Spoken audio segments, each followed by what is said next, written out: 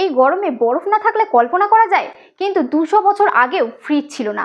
তাহলে ব্রিটিশ সাহেবরা কিভাবে পেতো বরফ? উত্তর আমেরিকার হ্রদ জমে যেত শীতকালে, সেখান থেকেই কাটা হতো বিশাল বরফের টুকরো, তারপর কাঠের বাক্সে ভরে বিশেষ সুরক্ষায় পাঠানো হতো।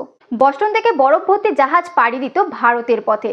1833 সালে প্রথম এমন বরফ পৌঁছায় কলকাতায়। যে জাহাজে করে আসে তার নাম ছিল টাস্কানি। জাহাজটিতে ছিল 180 টন বরফ। কলকাতার মানুষ এর আগে বরফ দেখেনি কখনো। তাদের কাছে এগুলো লাগলো একদম জাদুর মতো।